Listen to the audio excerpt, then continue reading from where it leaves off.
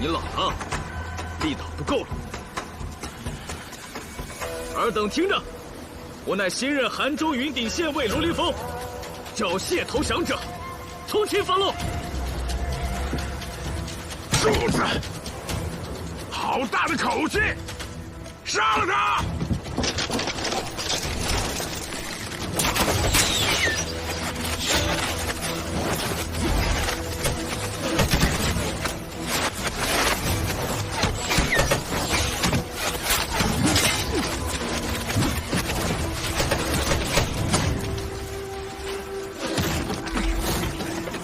还真有空间，宗明，不会又让你猜对了吧？加把劲儿吧，方向没问题，很快就能靠岸了。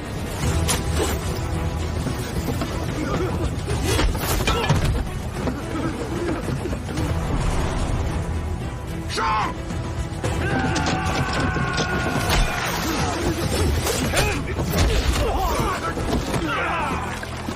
加把劲儿，马上就能靠岸了。别放开啊！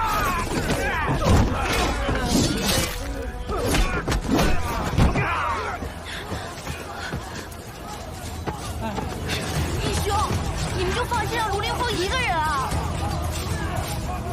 领导，要不辛苦你上去帮帮卢凌风？上船抓人！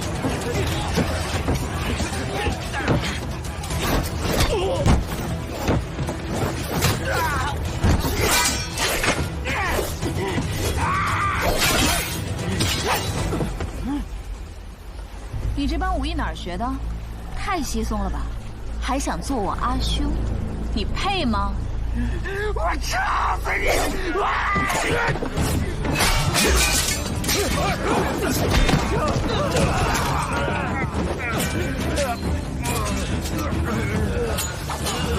你看，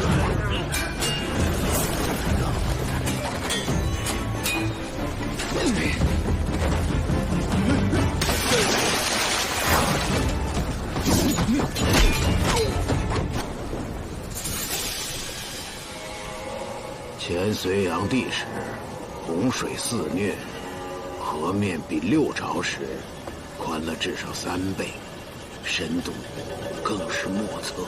尤其是那河心窝附近村里的渔船或偷偷做摆渡生意的私家船，多葬身其中。想死就去找民船。请问河心窝是怎么回事？漩涡就在河心，有人说是水急风高所致，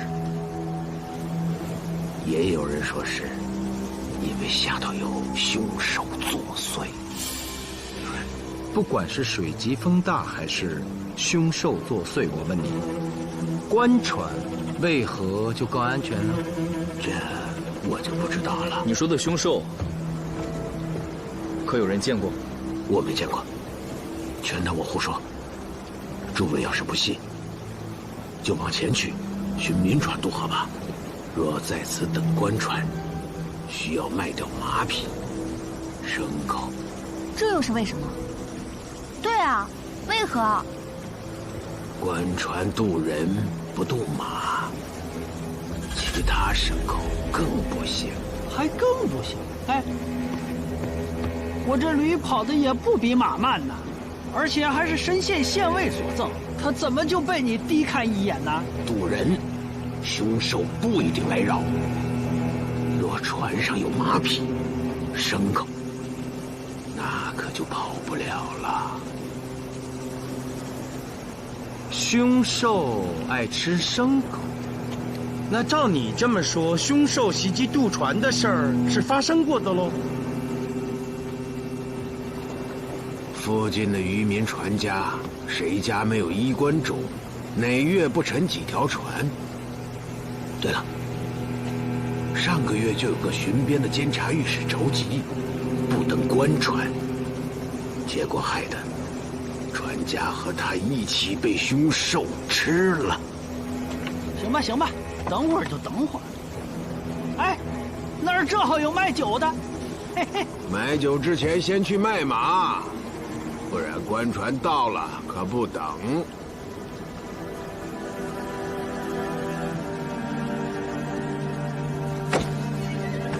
马匹不能渡河，这是老规矩吗？老规矩啊，少说也有20年呐。怎么，不舍得卖啊？我给的价可不低啊。哎，那我们渡了河，到了对岸，那马容易买到吗？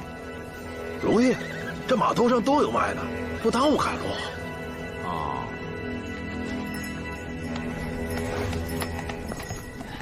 掌柜的啊，掌柜的，这有头驴，大概能出好几十斤好肉呢。好啊。啊！你们买我的驴就为杀了吃肉啊？那既然卖了，怎么处置你管得着吗？那不然你自己骑着，100里之外有渡口摆渡牲口。走。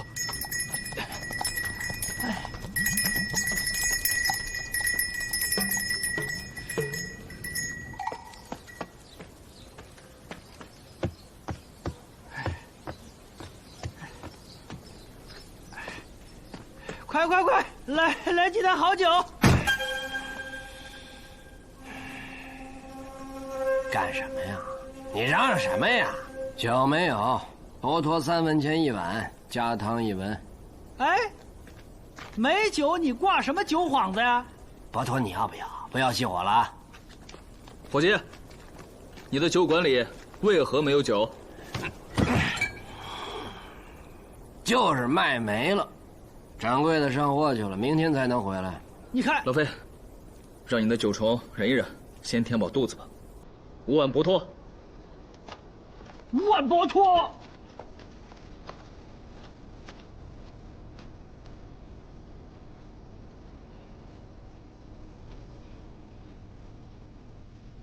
先前的大河没有现在这么宽啊。这些陡峭的怪石，如今应是都沉入河底了。若是如此，这千重渡还真非同寻常。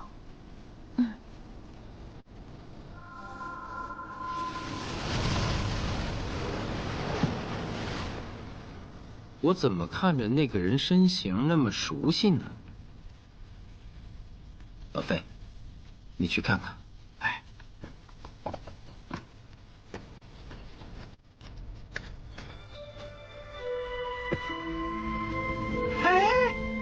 真是你啊，玉帝！就算我们问路卖马耽误了些时候，你也不能在我们前面呢。20多里路呢，就凭2条腿，莫非你真是日行800里？我只是侥幸走了近道而已。啊，哈哈哈哈！各位也要渡河？是啊，他在那儿呢。哦，石头饼都给您烤好了，您看够不够？够了，帮我装好。哎，多谢。哎，这玩意儿好吃吗？给您一张尝尝。这怎么好意思呢？哎，那就多谢了。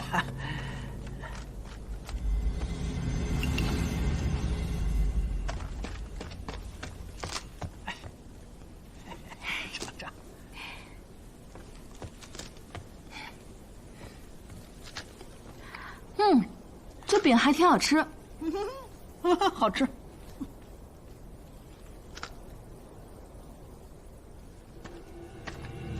店家，拿酒来。没有。吾乃监察御史，买你的酒喝，你怎敢说没有？没有就是没有。不脱3文钱1碗，加汤1文钱。你要是不买的话，我就熄火了。那就来碗薄脱，快上！监察御史，别又是个假的吧？你说什么？你是吓唬谁呢？我是看你这鼻青脸肿，也没带着随从，他就不像一个监察御史吗？前方路过一个雪窝子，雪厚路滑，随从不慎跌入谷底，摔死了。我也受了伤，如此而已。莫非你也去了那魔家店？正是，那荒野逆旅，很是可疑。本官急着赶路，无暇细查。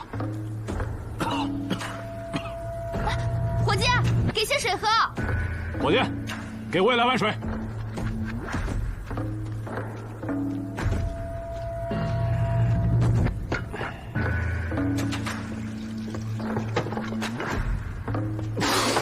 这什么水？又苦又涩。大河之水就是这个味道。你要是不爱喝的话，可以不喝。岂有此理！你发脾气也没有用啊，我们这儿就只有这种水。不过，博托汤的味道倒是好一些，所以加汤才要收钱呢。你。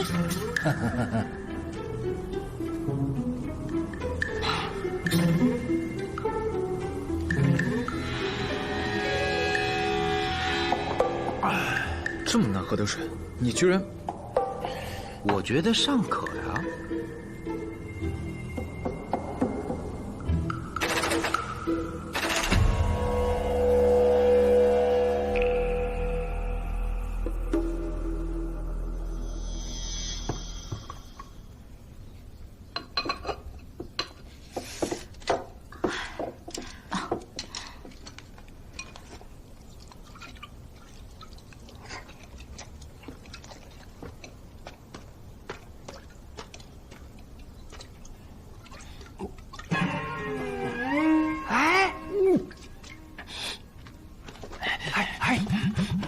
回来！哎呀，你干什么呀你？有酒你不卖？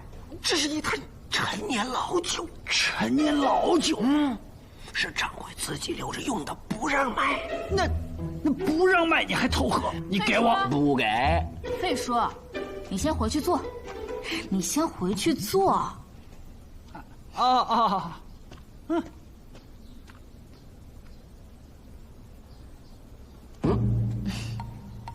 阿兄，你好什么？阿兄啊，从刚才一进门，我就觉得你长得好像我家阿兄。你说真的？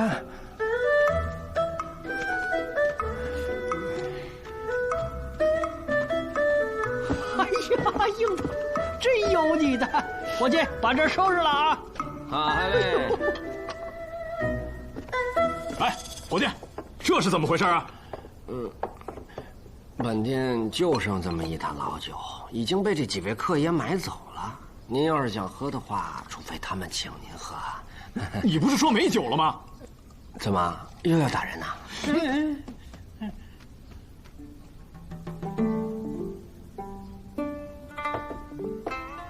哈哈，好酒啊！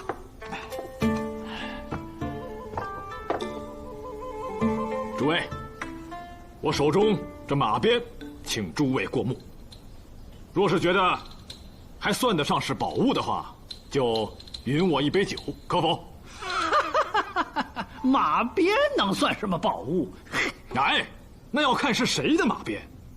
我的祖上曾在淝水之战中，率8万北府兵，一举歼灭了苻坚的90万大军。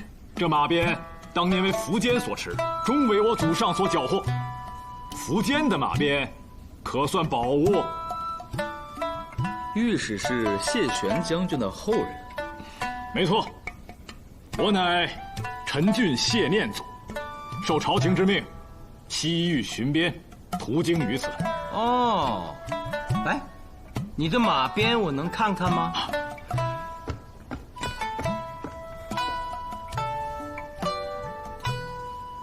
东海永固，苻坚自永固，袭封东海王。这刻的字儿倒是对上了。嗨，字对上就能说明它是6朝之物啊！不信，你凡夫俗子，不宜前手。你3番2次挑衅，你是何用意？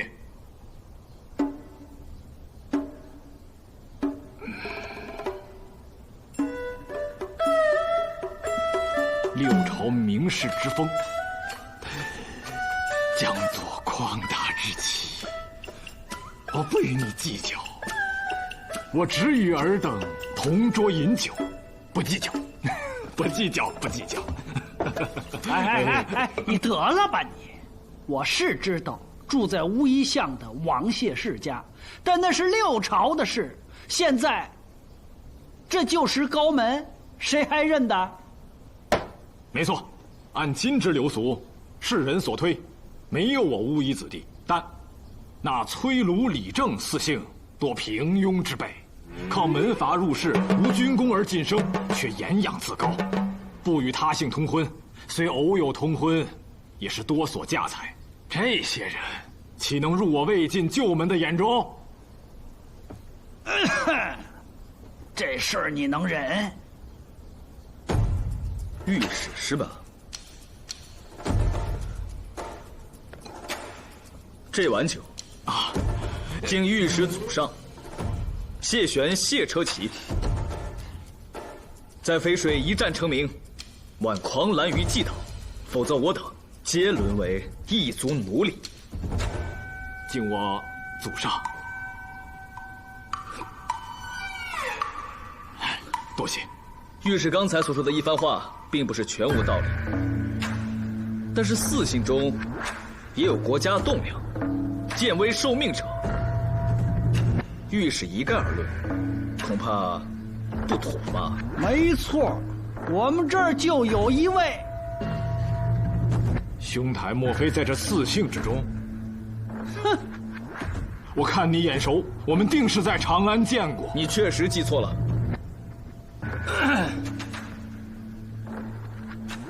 我的这碗酒，敬谢安谢太傅，既建立了不朽的功业，又保持了名士的风度。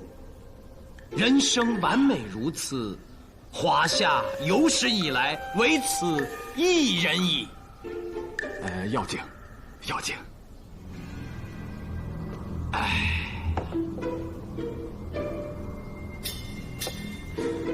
这碗酒，我敬陈俊谢氏，敬那有永续之才的谢道韫。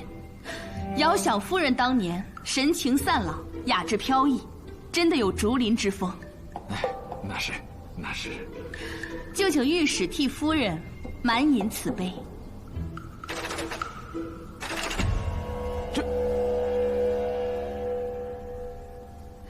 御史以祖辈为光荣，说明骨子里有极强的荣誉感。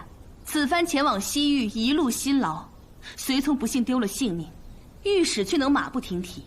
我相信到了西域，定会忘却疲惫，兢兢业业，细致考察当地的官员和将领，彰显我大唐御史慧眼如炬的神威。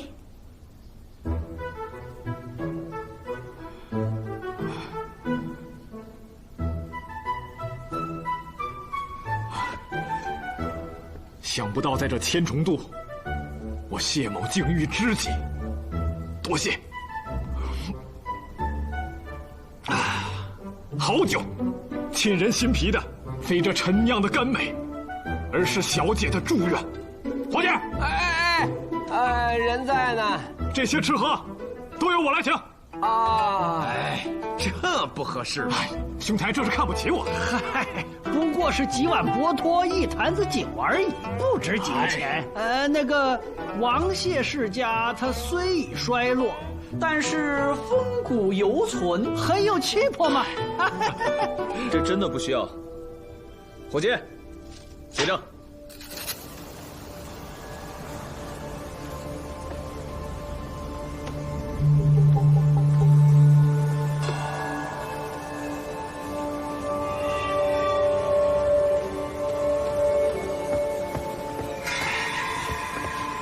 官船虽已返回，可太晚了，不如明日再走吧。那怎么行？重任在身，耽搁不得。哎呀，何心窝凶险，万一谢某入世之日，即将生死置之度外，你这老金族何须废话呀？那行吧，执意夜间渡河，出了事可不能怪我，行吧？这是干什么？每日登船之人需登记造册，留作抵当。您只要写下姓名、官职、营生即可。真是麻烦。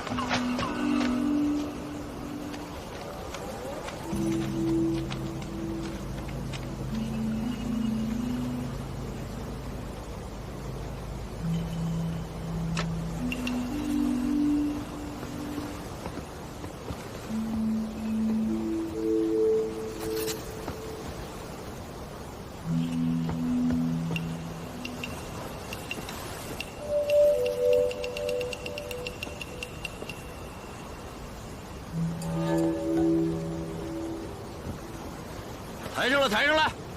哎，抬上来，抬上来！好，放入底舱。诸位，在下乌平，专管这条官家渡船。夜间风大，还请诸位进舱内休息。船上备好了干净的水，与码头上那些苦涩之水截然不同。啊，有水喝啊！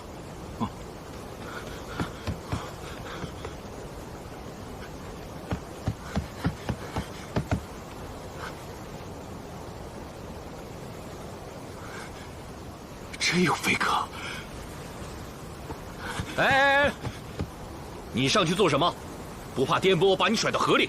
不怕，我喜风凉。再说我东西多，也怕妨碍各位贵客。巧了，我也喜风凉。哎，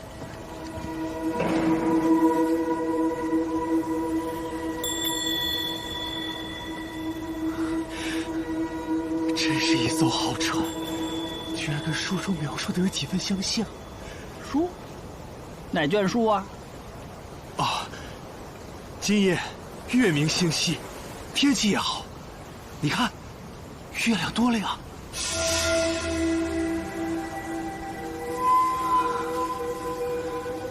我上次去，已是500年前。你去过哪儿？月亮？那是前尘往事。好，你跟我说说，那月亮上到底有什么？哎，别告诉我是吴刚在砍树啊！月亮是由7宝合成，有的地方极明亮，那是日头照到它的突出部所致。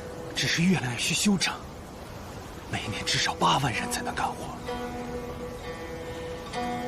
说疯话呢吧？老先生却当我说疯话就好。得，我还是下去吧。我跟你在一块儿，我瘆得慌。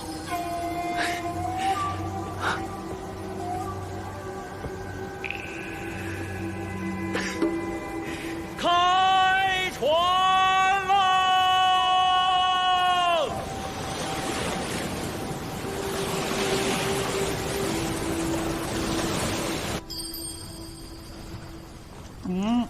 哎，确实甘甜，虽不如酒，但是比渡口那个水可好喝多了。哎，诸位，谢某性子急，待会儿下船就直接买马，然后连夜向西，就此跟诸位先行告别了。小姐一句慧眼如炬的神威，谢某身为监察御史，定牢记于心。谢御史客气了。可惜没有酒啊，举酒道别，才有那个劲儿嘛。以水代酒又何妨？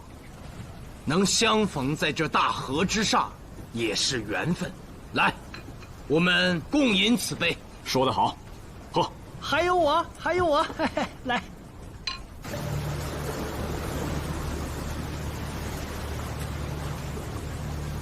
河心窝快到了，诸位坐稳扶好。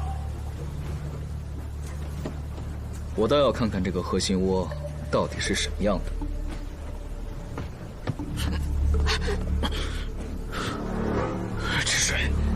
这水应无事，我用永安丹试过了。怎么回事？哎呀，我怎么也……酒，细菌没喝酒，应该是酒的问题。酒。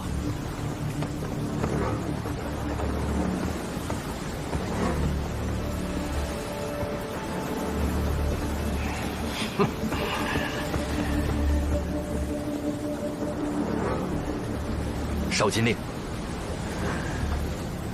那个穷酸没喝酒，把他忘了。亡我！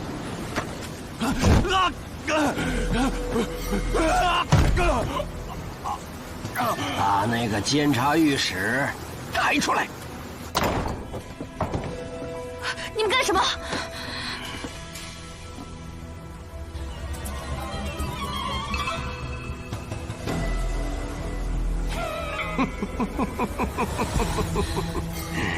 放心，先不会宰你的。我喜欢这个，美人儿，我娶你吧，一辈子我都做你的阿兄。别着急啊，你就老老实实的睡会儿吧。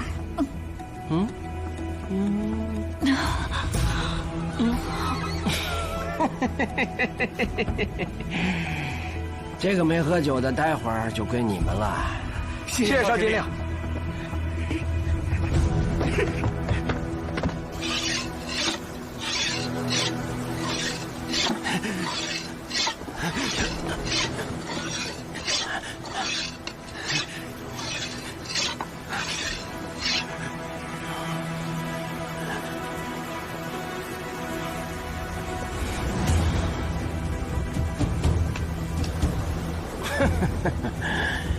看这肥瘦，最多出30-50斤好肉，还不够我的鱼塞牙缝的呢。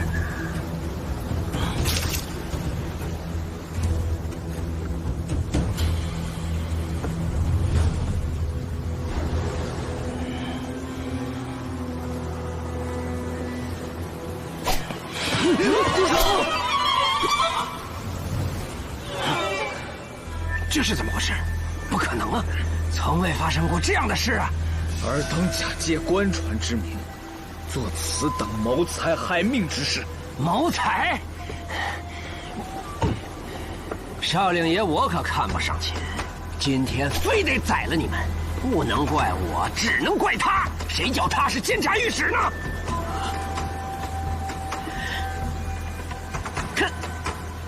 可你为何没被我的迷药迷倒呢？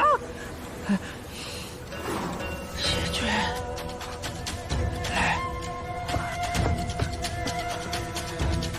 请救主，先救陆凌风。罗某乃新任云顶县尉，尔等还不束手就擒？看来今天只能先宰他喂鱼了。他比较壮实，能多出几斤好肉。杀！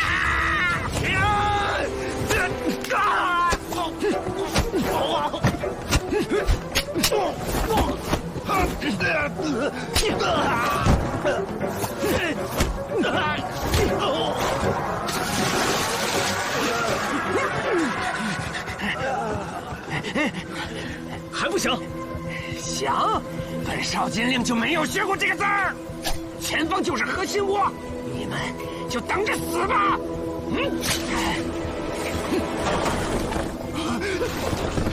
走！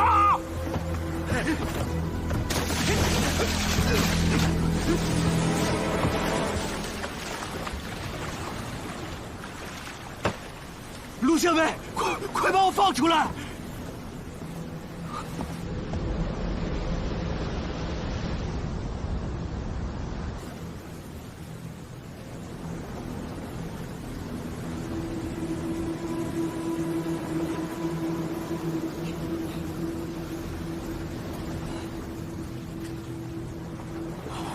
老弟，这是在哪儿啊？大河之上。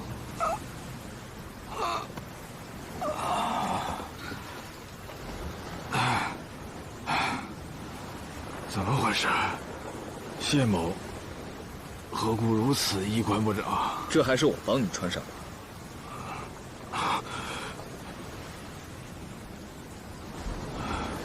关平尚在。到底发生了什么？我怎么就睡着了呢？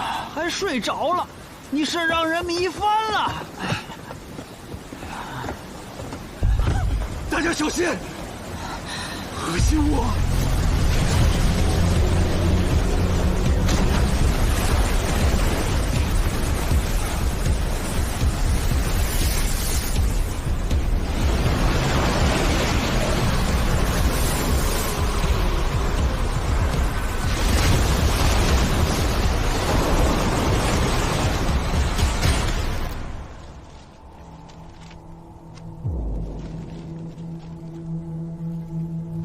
陈郡谢念祖监察御史，西域巡边。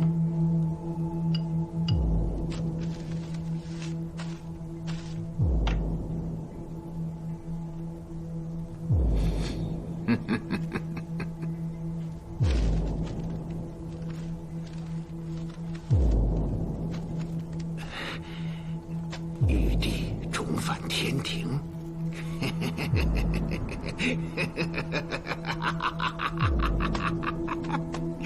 这怎么还有一个？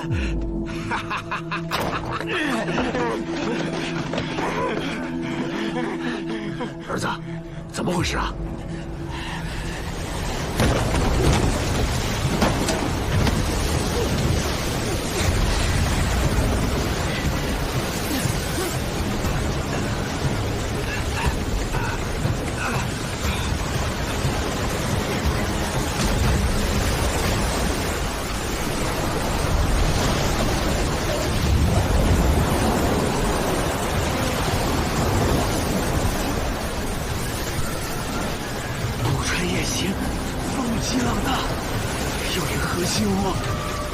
这比天庭可凶险多了！你这说什么呢？这是，蠢秃子跑了！这样下去，我们果然葬身大河了！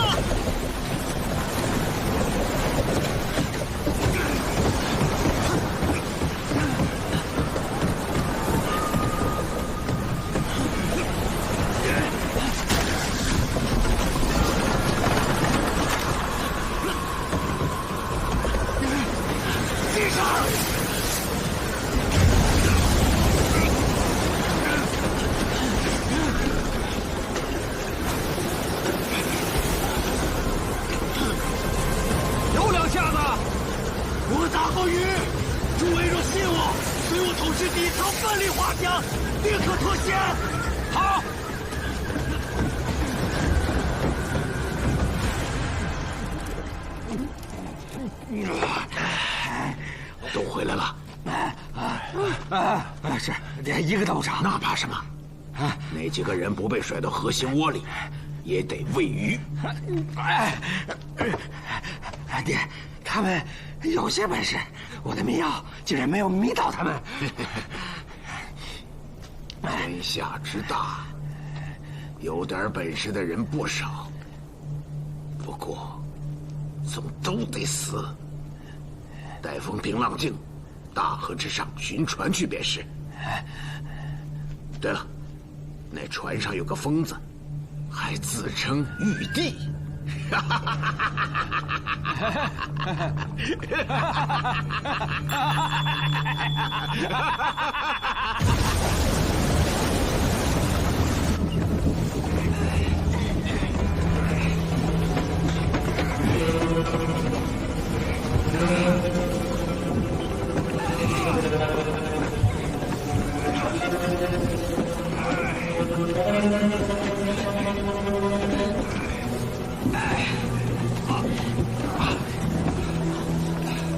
医生，你重伤未愈，要不先歇歇吧？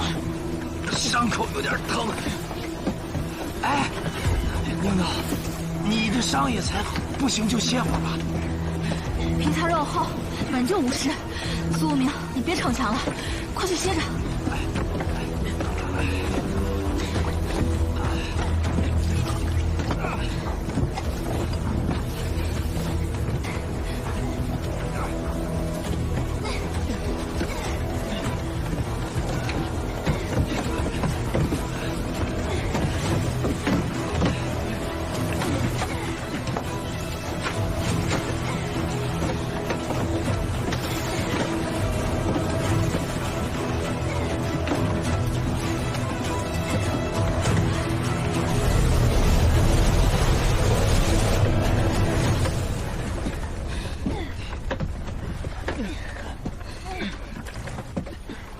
哎，这船好像稳了，咱们是不是已经驶离核心窝了？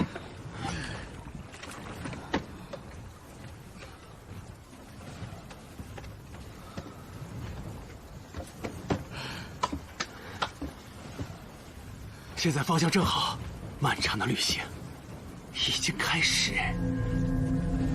漫长的旅行，既然已经驶离了核心窝，那到达对岸1个时辰还不够吗？你还愣在这干嘛呀？赶快上去，调整帆的方向，速速靠岸，我还要赶路呢。急什么呀？你我既然先前并不相识，如今同船共度，这景象，我怎么觉得越来越熟悉？你不觉得自己怪？发此问者，不知。我叫玉帝，郁闷的郁，阿弟的弟，叫此名字，只是为了掩人耳目。前尘时，我就是玉帝，天庭之主。完了，疯了，疯了！刚上船的时候，他就说他去过月亮。那年，天庭走失了白雀，它是只神鸟，且是祥瑞，得知可成大事。我下令彻查，才知白雀已经下凡，被渔阳俗子张坚所得。我便乘龙车降临人间，欲捉回白雀。不料那张坚诡计多端，假意热情款待，和白雀一起将我灌醉。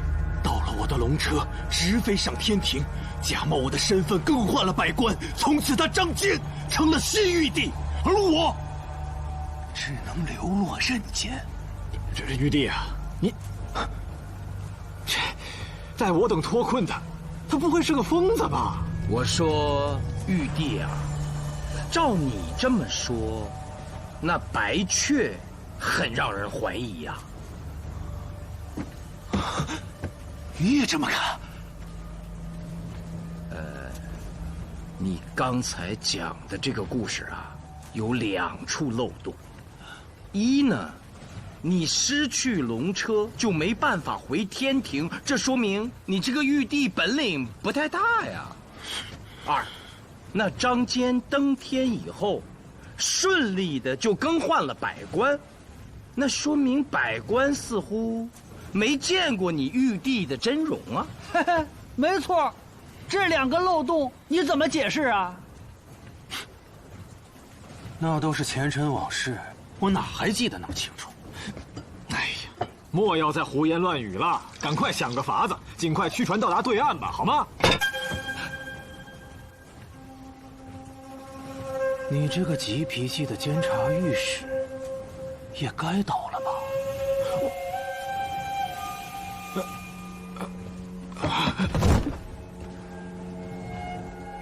还有你们，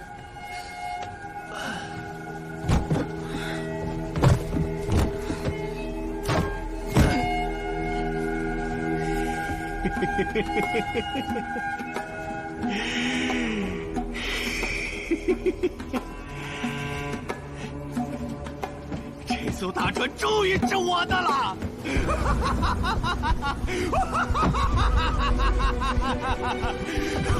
我的乘此大船顺流而下，直入大海，扬帆远航，遍至天河。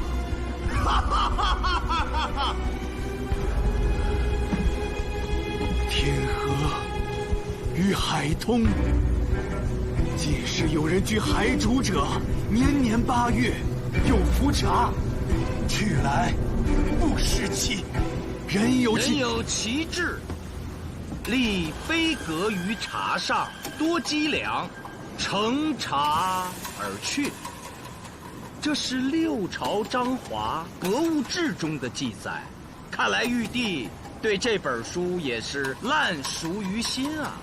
你若不是装作被你的迷香迷翻，还不知道你竟妄想夺取大船，妄图驶向天河，你这个疯子！可是，我所用之迷香乃是老恩师所授，很灵验的呀。你那个老恩师，也是个在山里修行的疯子吧？跟我这个老神医比，他能比吗？我打过鱼，诸位若信我，随我出去一场奋力划桨，定可脱险。好，御史且慢。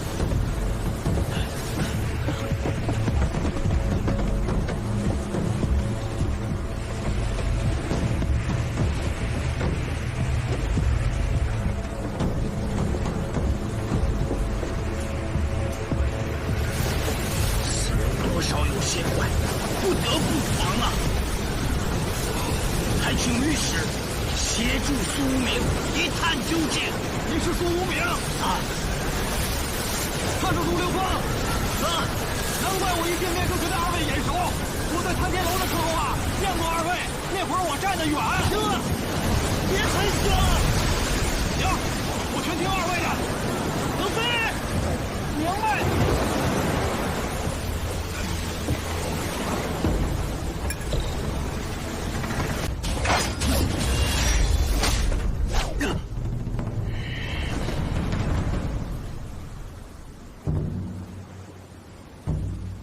回舱里去，小心伤着。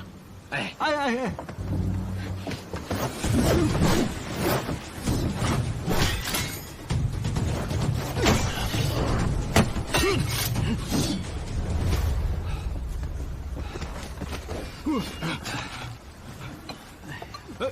你们都在这儿啊？没人出去帮忙吗？我们若是帮忙，岂不是给玉帝脸了？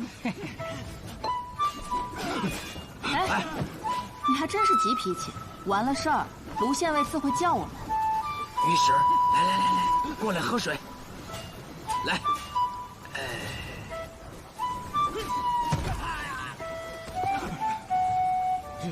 御史放心，没事的。行了，出来吧。这也太快了吧，水还没喝完呢。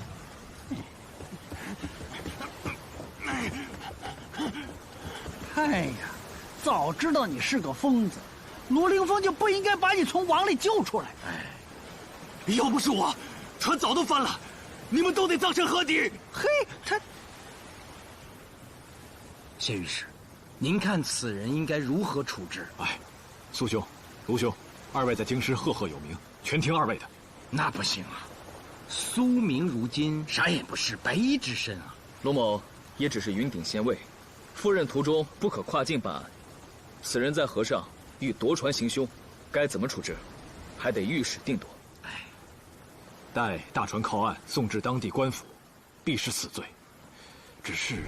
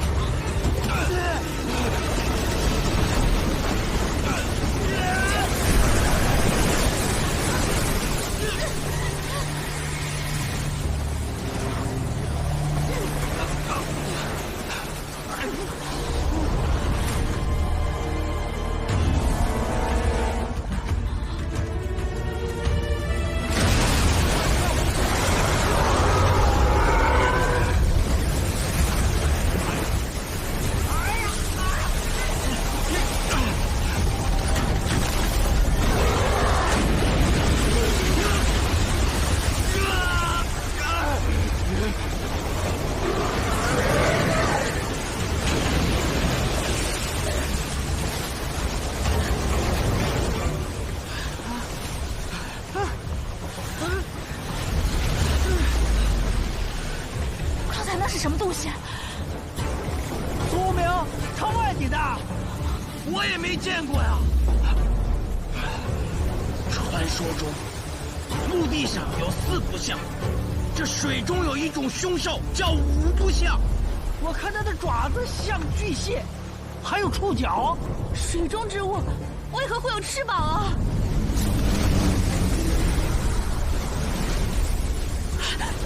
它有蝎子一样的尾巴。破者，鲨头、蝎尾、蟹爪、章鱼触角、蝙蝠翅膀。我想起来了，这就是书中所记5不像。破者，你这时候想起来它叫啥有什么用？它是要吃人的。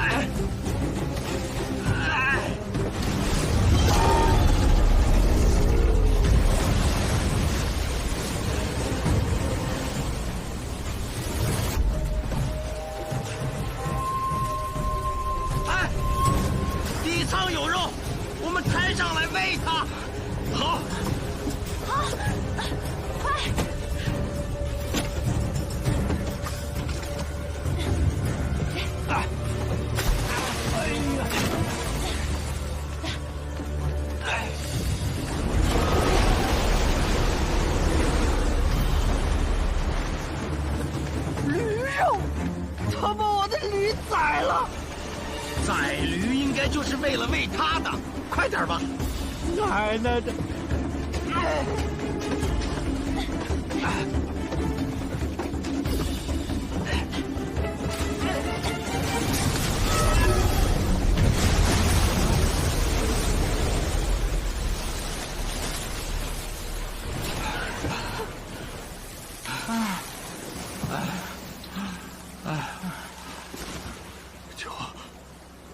救我！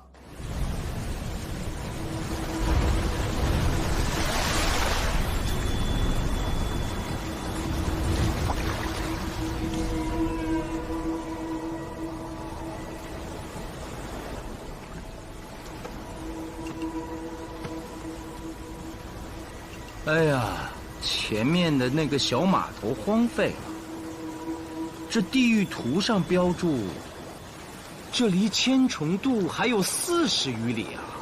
我需就近寻找新的渡口过河，西行上任不能再耽搁了。他们第一个要杀的，好像就是你这个急着去巡边的御史。对呀，你忘了那个老金族让咱们每日登船之人需登记造册，留作抵当。您只要写下姓名、官职、营生即可。他那就是在确定御史你的身份呐。没错，本来我等应该是平安无事的，都是因为他那个监察御史，才险些命丧大河。对了，我听您说，前2任监察御史皆未如期到任，不会是？有何不会？我看肯定是过千重渡时葬身大河。这要说呢，这可是人命关天的大事，但是我们不能再耽误御史西行了。只是他们的行为过于古怪，比如渡船不渡马，但这收马的价钱又压得不是很低。他们要那么多马干什么？哎呀，人家谢御史着急西去建功立业，说这么多都没有用。哎，非也，既有诸多可疑之处，焉有失察之理啊？如此甚好，只是要想把这伙贼寇一网打尽，光凭咱们几个恐怕得借兵。借兵？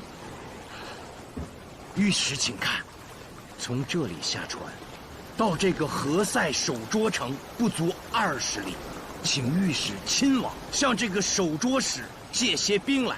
这个事儿，他别人去不好使啊。可是这20里地又没有马，要耽搁多少功夫啊？更何况这天色即将大亮，那伙贼人要是到大河之上寻船不见，他定起疑心呢。谢御史说的对，当务之急就是要快。哎呀，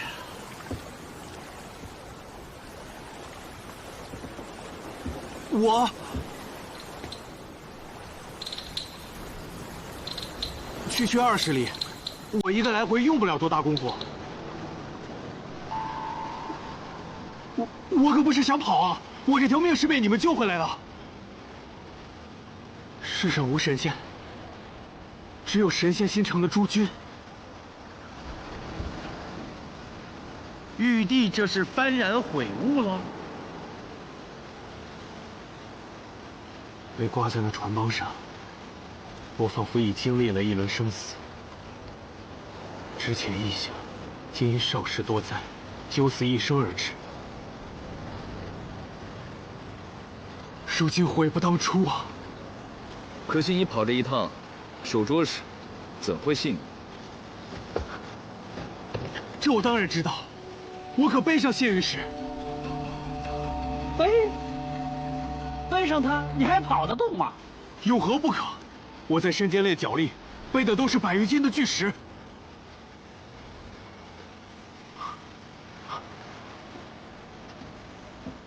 谢兄现在还信任此人吗？我的祖上有功于社稷，造福的还不就是这芸芸众生吗？经历此劫，这个玉帝应该已经脱胎换骨，我信得过他。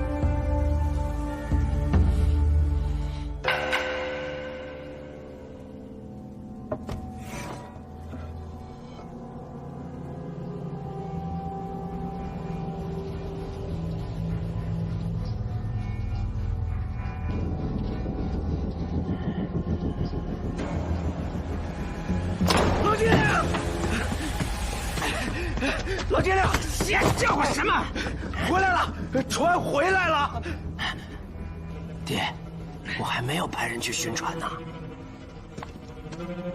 我也没有。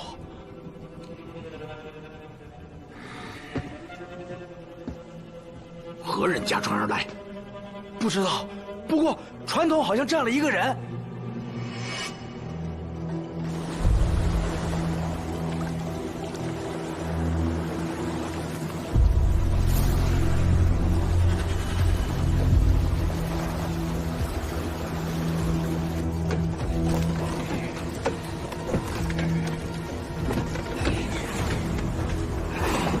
老金族年纪虽大，但眼神却像鹰隼般犀利。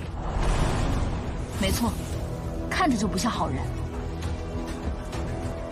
今日他们就得到了5匹马，而且轻而易举。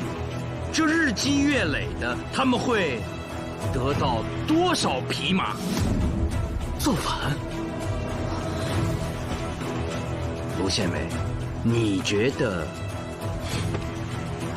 为社稷安危，必毁千重渡。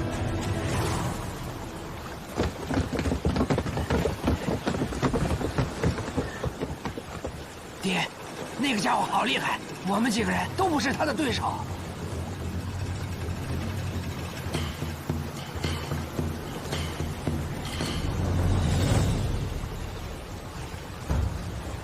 我弓箭。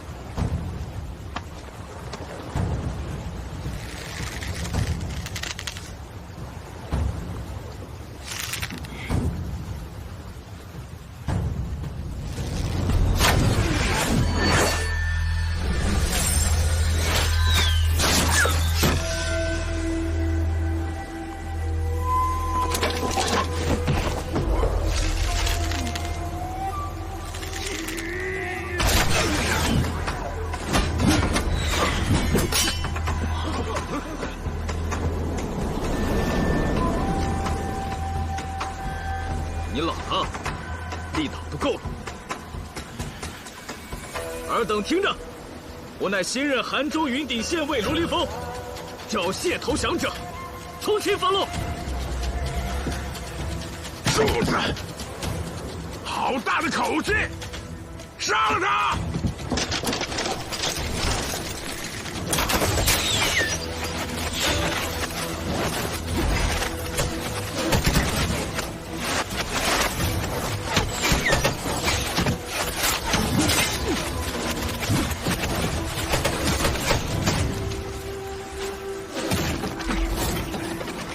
真有弓箭，聪明，不会又让你猜对了吧？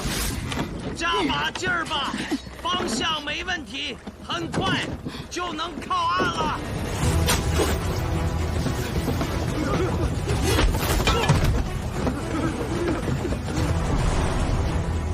上！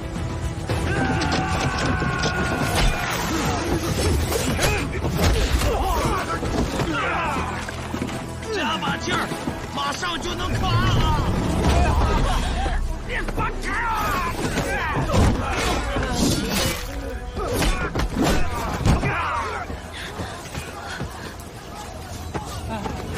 义兄，你们就放心让卢凌风一个人啊？领导，要不辛苦你上去帮帮卢凌风。上船抓人！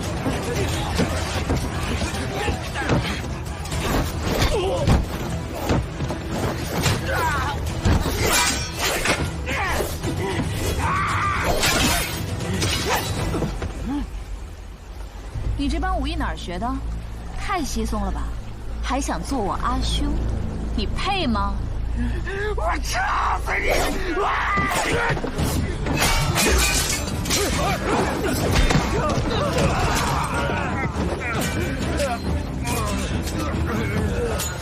老君，请看。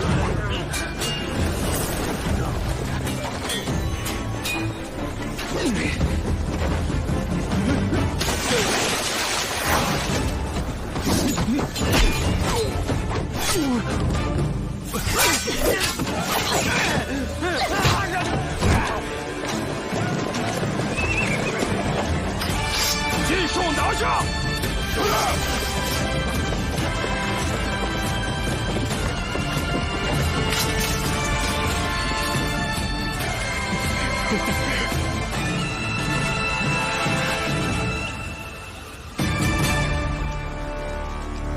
谢御史真是急脾气啊！你不等审完罪犯再走吗？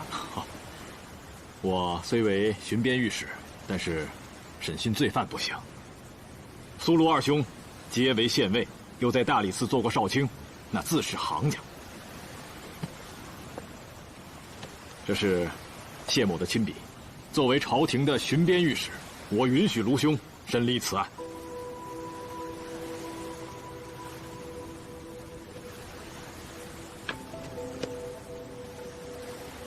经此磨难，我方知西行之路艰险万千，也许前路还会遇到各种意想不到的事情，甚至奇奇怪怪的案子。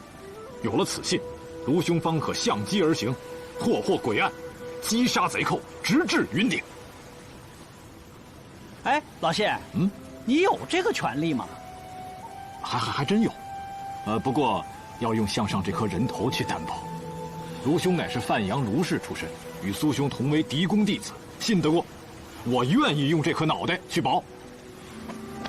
多谢谢御史。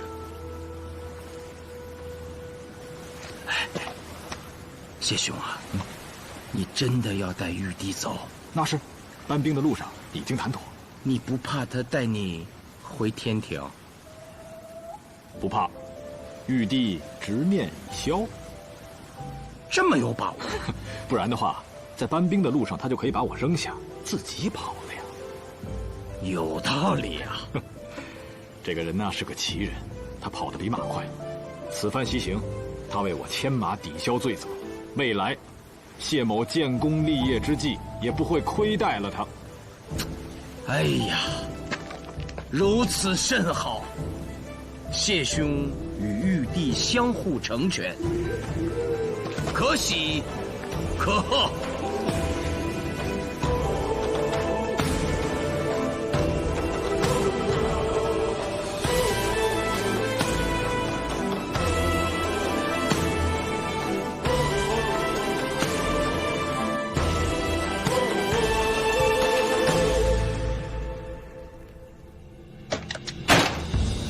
大胆老贼！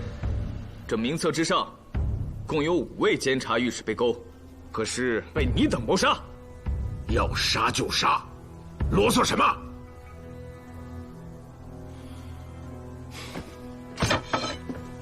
既如此，我只好先斩后奏了。来吧。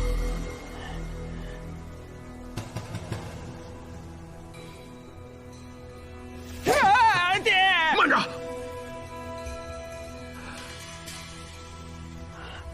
莫杀花儿，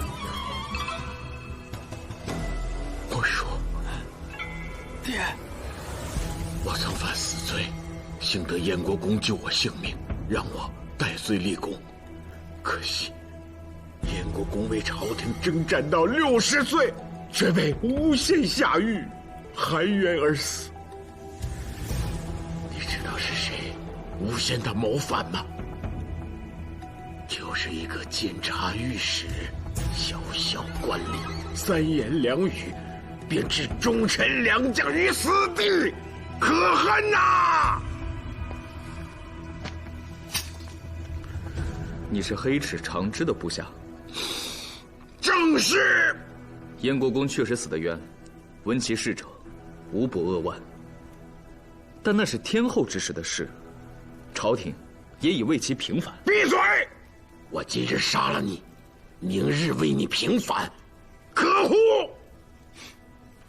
燕国公罹难是在永昌元年，而你第一次谋杀监察御史是在高宗年间。你在这儿信口雌黄，是想借燕国公之冤，为自己减轻罪名吗？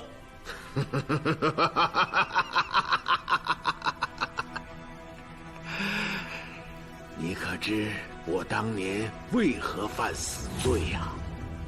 谋杀监察御史。对呀，那又如何？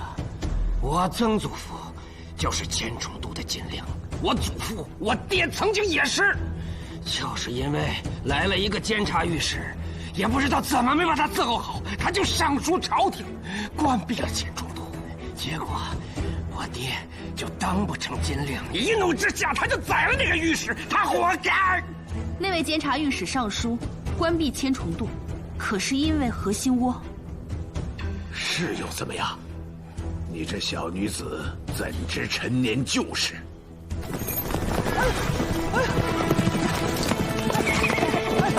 哎呀，天疼死我了！这马再快也没有我那匹老驴骑着舒服啊！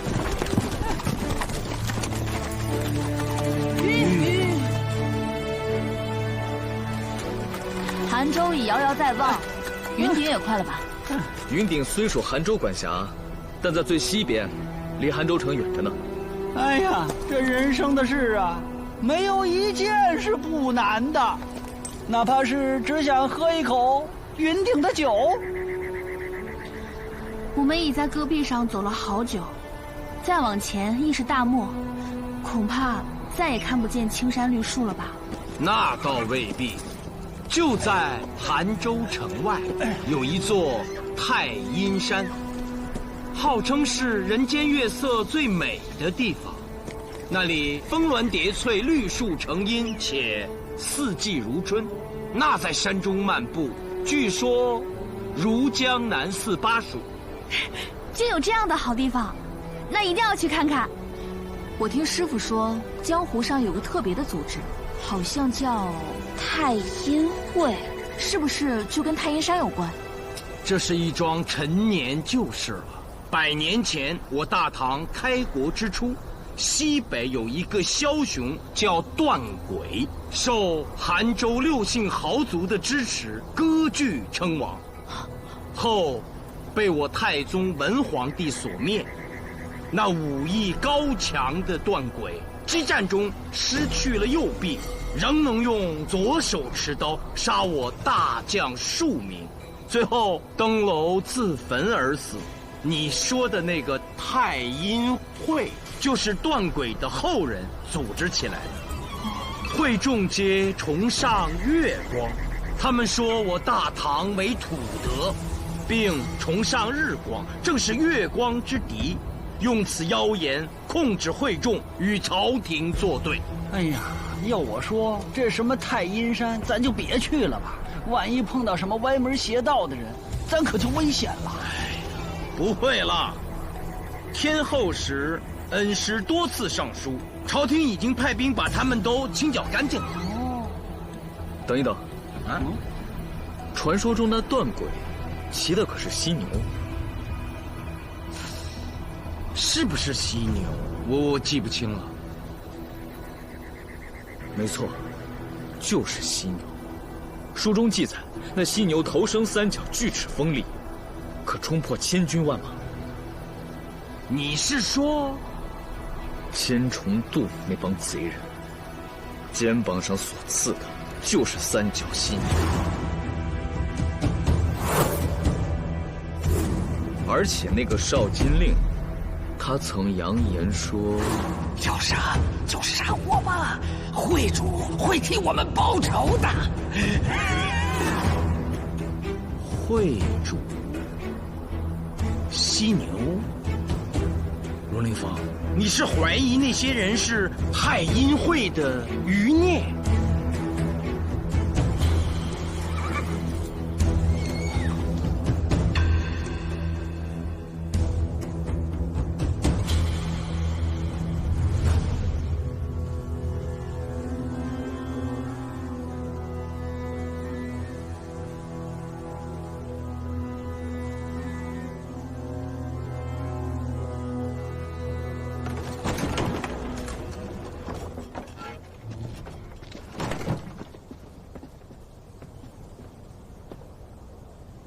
廖刺史，今日礼佛已有1个时辰，可到禅房喝茶了。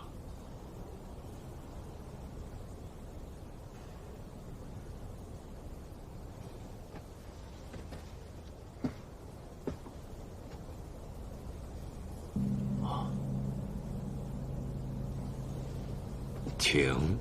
法师，此番廖某来寺院，并不仅仅因为3日一礼佛的习惯，还有件事想跟法师商量。廖刺史，请讲。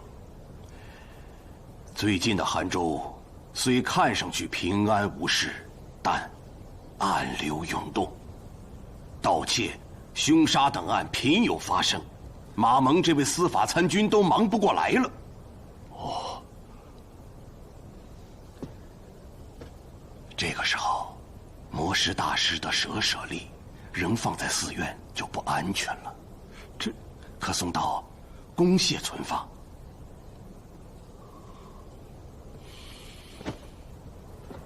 哎，大师，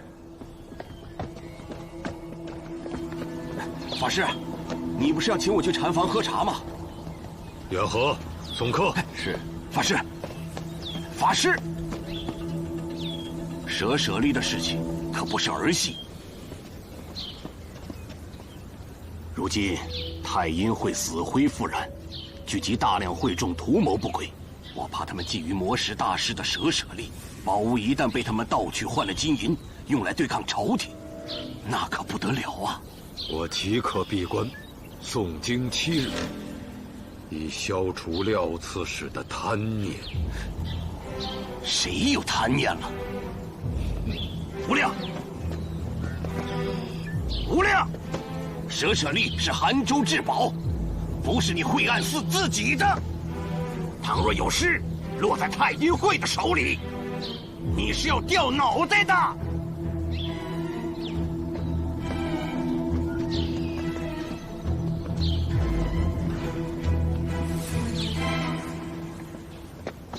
施主，您今天恐怕来的不是时候。受人之托，劳烦小师傅通报。是。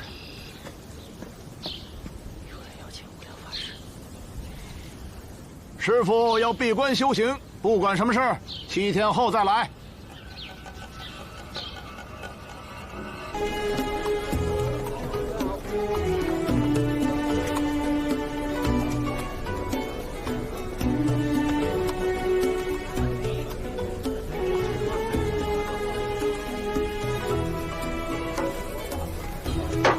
2块银锭，你好意思吗？官府从韩州仓调兵，这是多大的事儿啊！这消息确实挺重要的，可我这边也不富裕啊。我把具体调兵人数告诉你，10块，我身上就带了8块银锭，全给你，成交。怎么啦？嘘。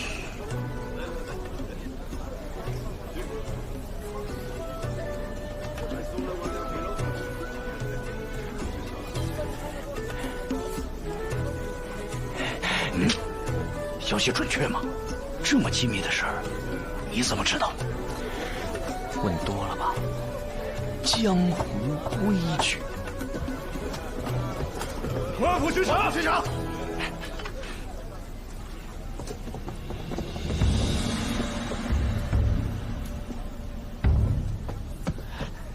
马参军，什么风把您吹来了？没你的事，走开。是。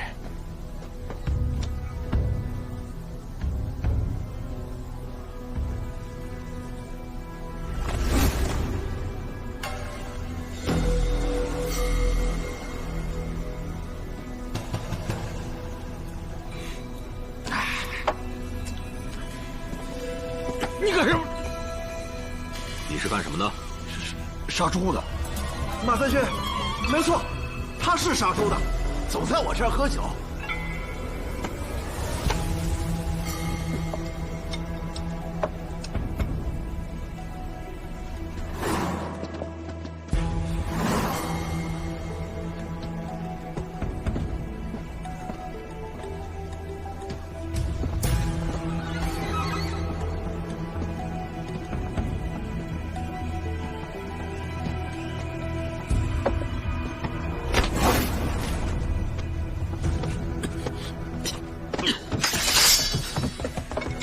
师弟，师傅带咱们来韩州，是来行医的，你可不能惹事儿啊！啊，就是啊，你这个师弟太年轻了，人家是当官的，咱惹得起吗？这位上官，你是也要看他的肩膀是吧？我帮你，一边去！来韩州行医，去惠安寺做什么？我们这行问你了吗？我们这一行，每到一个地方，都会先去当地的寺庙拜拜，求佛祖保佑。拜佛？怎么又去了后院禅房？想见寺主无量法师做些功德，结果没见着。想看我的肩膀是吧？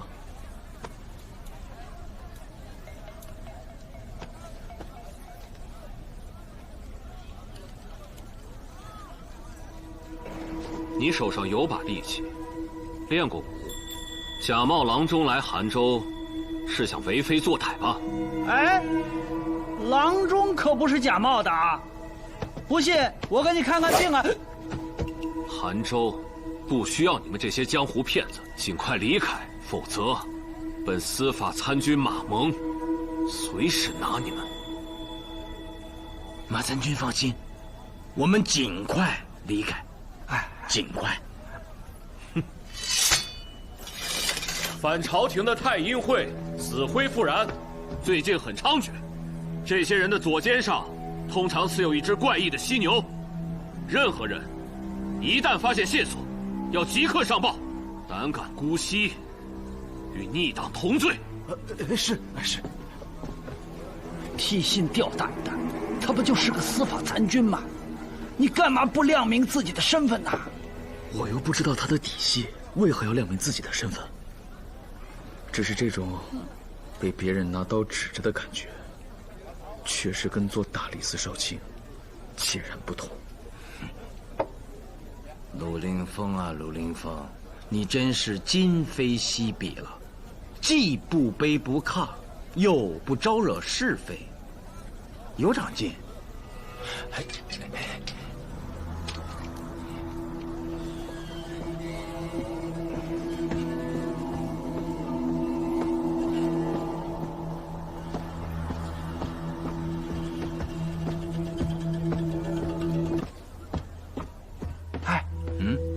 你刚才听见什么了？他们好像在交易什么信息，似与韩州仓有关。韩州仓？我听说韩州仓是西北最大的粮仓啊。没错。若韩州仓有失，则西北不稳；若西北不稳，会危及社稷。哎呀，这俩人难道真的和太阴会有关？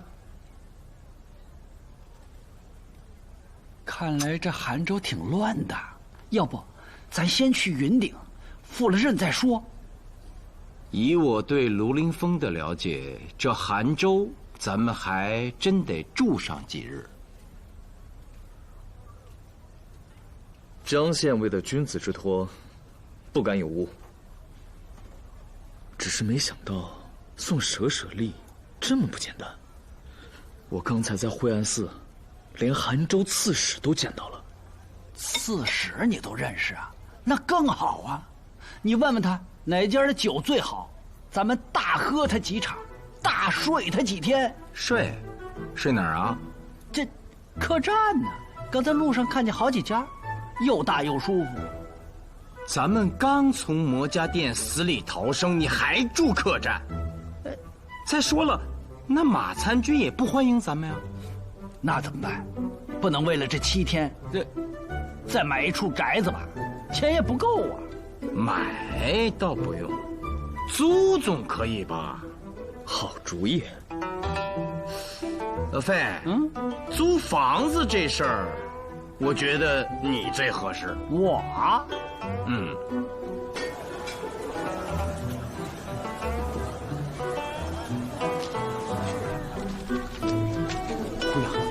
这宅子多好啊！哎，买到你可就算赚到了。看，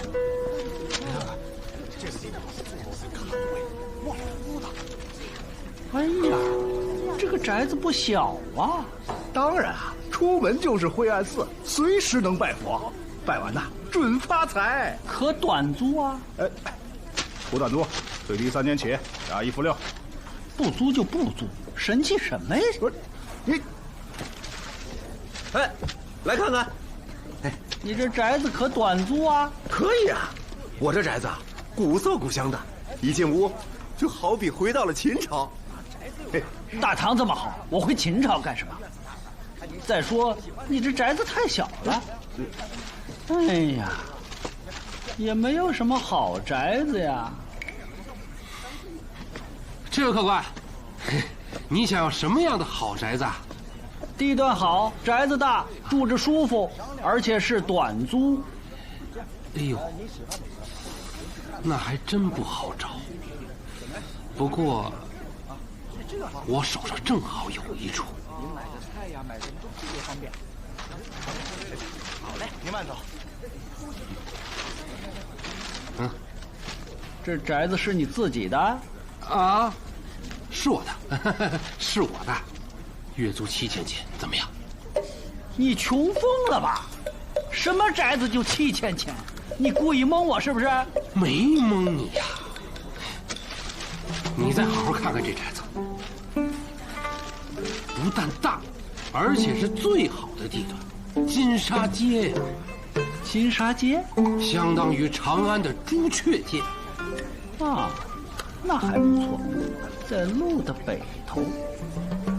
比南好，靠东的位置西富东贵，行家，你果真是个行家呀！西富东贵呀，拍马屁没用，是西富东贵，但7000钱太贵。那6500钱，3500钱，你也太狠了！现在打把横刀，还1000多钱呢。别提刀啊，不吉利，就3500钱，5000钱，3500钱，3500钱，就按你说的。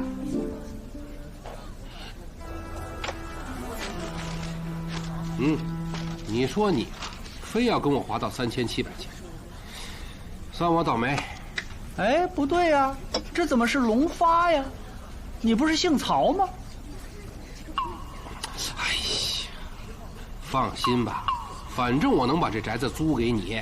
那不行啊，底细必须明了啊！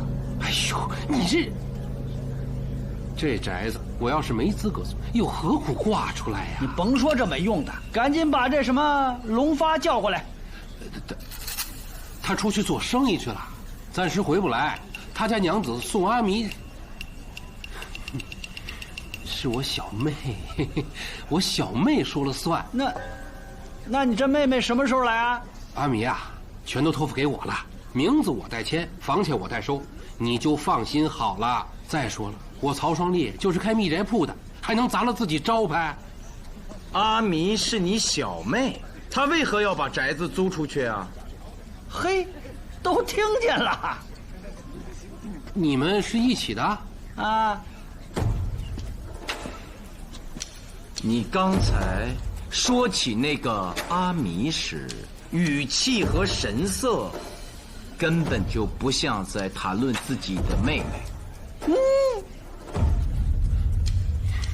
那我也能租这宅子。嘿，好你个姓曹的，你竟然敢骗我！我现在就大声嚷嚷，我让你做不成买卖。你们要干嘛？我这不是还没嚷嚷吗？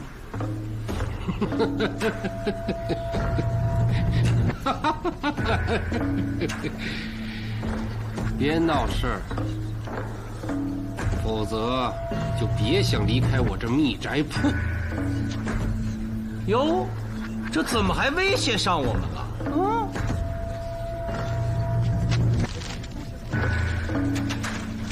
龙发是阿弥的丈夫，他出了远门，他的妻子阿弥就要把宅子租出去。你刚才骗我们说阿弥是你小妹，但提到她时，你的神情很暧昧。这龙发不会是已经出事儿回不来了吧？你别胡说！你觉得我像是在胡说吗？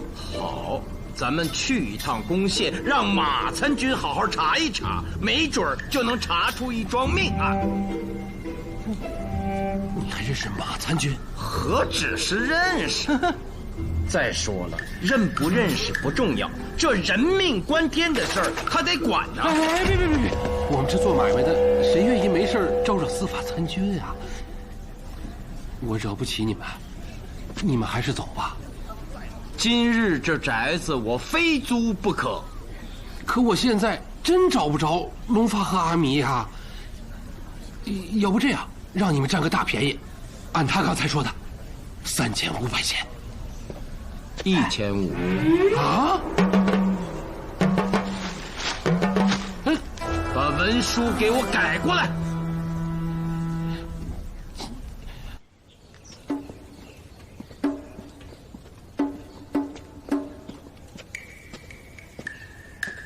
哎呀，不错！哎，我今天才知道，苏明杀价比我狠多了。别高兴得太早，我心里正嘀咕着呢。这么容易就把价砍下来了，没准儿是个凶宅。义兄，你可别吓唬人啊！是不是凶宅，就看我晚上做不做噩梦喽。每个屋子都看过了，还挺干净的。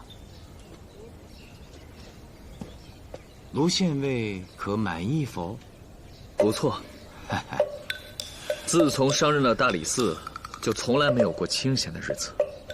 一下子要在这儿住上7天，没想到杭州是我庐陵峰能够睡个饱觉的地方。嘿嘿嘿，想要睡得好，先要喝得好。我这就去买酒买肉，再买2只鸡。租房子省下了这么多钱，咱们要举杯相庆啊！买4只鸡。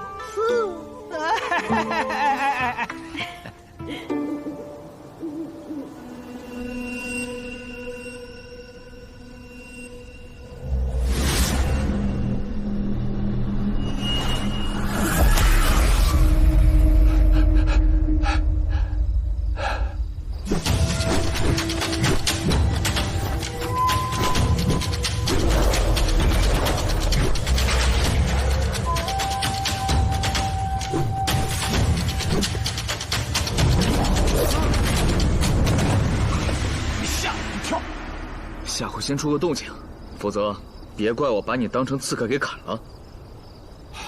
好，我的错，行了吧？哎，你不是说要睡个饱觉吗？怎么？你不是也没睡吗？我还真睡着了，被噩梦惊醒了。噩梦？哎，一语成谶呐！就这宅子，10有8、9是凶宅。这宅子里，我和樱桃都检查了一遍，没问题。屋子里没问题，那院子呢？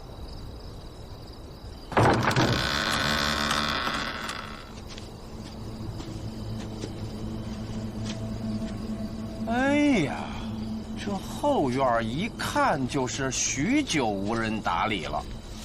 是。哎呀，吓死我了！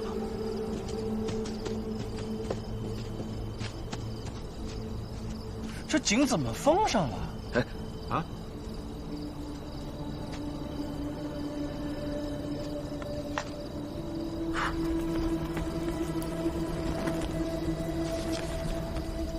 这脚印应该是最近留下的，而且应是搬运重物的时候，脚印才会这么深。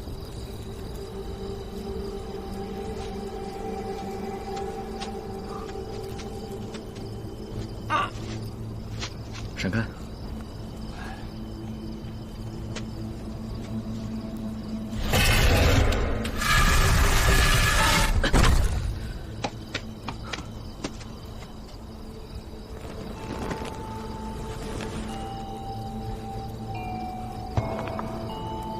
是口枯井。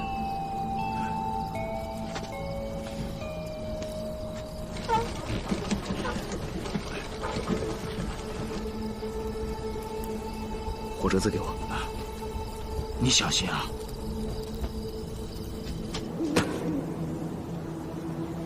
陆凌风，怎么样了？小露露，用点力气啊！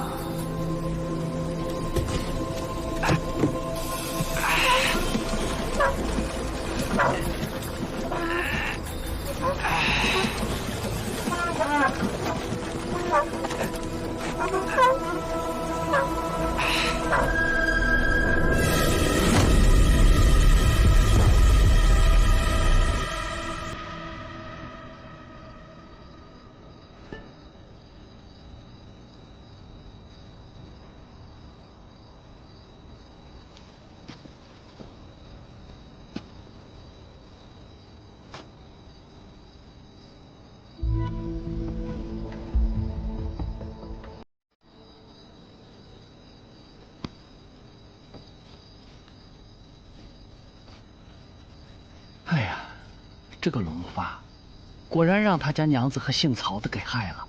住进这宅子，却发现尸体，若置之不理，就说不清了。可若介入，便要和官府打交道。如此说来，陆凌风，你需先去拜见刺史。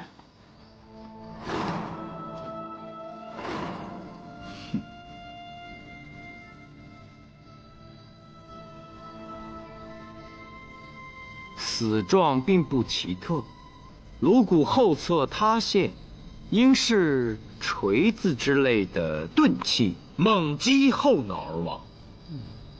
若杀人者用的不是横刀，那这把刀就不是凶器了。但为何会被一同扔到井里呢？这刀看着还挺新的，应该是新打造的，做工还算精美，可这刀身却比朝廷制式要宽了半寸，应是民间打造。按我大唐律，民间百姓可打造刀、弓、剑、盾，还有短矛，但工匠必须刻上自己的名字。这把刀上，在这儿。老板，他刚才到底怎么回事？他们说是太阴会的，还是什么会主？我被蒙了。你先进去。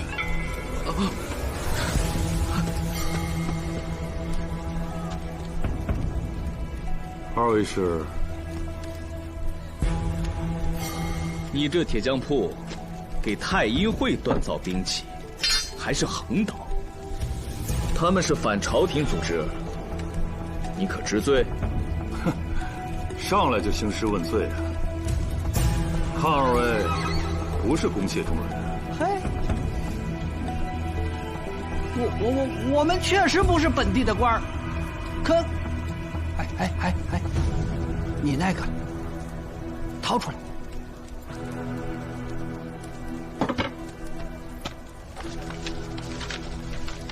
朝廷监察御史谢念祖巡按西边，授予韩州云顶县县尉卢凌风，也就是他，在赴任途中随机探案之权利。听明白了吧？如果你不信的话，可以随我去刺史府问询。哎，穆某不敢质疑。况且，上官仪表堂堂，断非不良之人。哼，算你有眼光。这太阴会打刀是3个多月以前。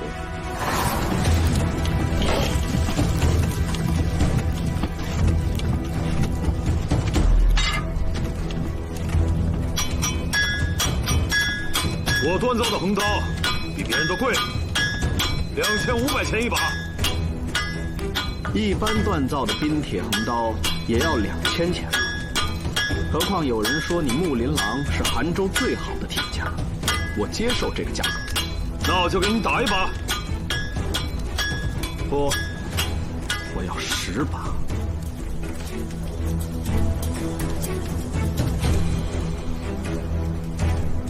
你是干什么的？我是商人。那你是不是要的太多了？最近东西商路不太平。我的商队往返沙州、洛阳，手里没点可靠的家伙，遇到成谷的盗匪又当如何？这是定钱。商队打造兵器防身，一点也不奇怪。再说了，那个年轻人面相贵气，一看倒像个有钱的富商。可没想到，几天前。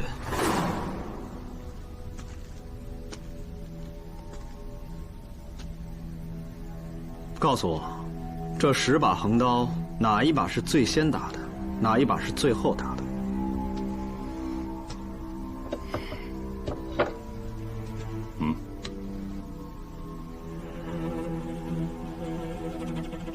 ？9丝毫差别。木林郎，你发财了。走吧，跟我进山吧。进山？进什么山？太阴山。你们到底什么人？太阴会。别害怕，你看我像凶神恶煞吗？你们是反朝廷的，无人不知。那又如何？开膛那俩父子当年不也是反朝廷的？你这铺子太小了，跟我进山嘛。我给你造最大的铁匠铺。虽然我现在还没有搞到那么多的铁，但像你的好手艺，总会有打不完的兵器，挣不完的钱。干得好，我会让你当官，负责督造兵器的大官。总之，我保你以后尽享荣华富贵。那我要是不肯去呢？敬酒不吃吃罚酒。我手下脾气不太好。大唐之境朗朗乾坤，你们看把我怎么样？好像你的脾气也不是很好。好吧，我给你3天时间考虑。3天之后戌初时分，我来找你。能赚那么多钱，你为何不去？哼，我木林郎开铁匠铺，当然是为了养家糊口。但我最爱的是锻造横刀，目的不仅仅是为了挣钱，我要打造大唐最好的横刀，斩杀奸恶。所以啊，金银打动不了我。说得好，太阴会今晚就会来，你当如何应对？那日他们一走，我便告诉了马参军，他答应会来保护我。看来门口那个卖姜的，果然是马蒙的人。戌初时分，我也会来凑凑热闹，但我的身份，请不要告诉马蒙。千万不能说啊！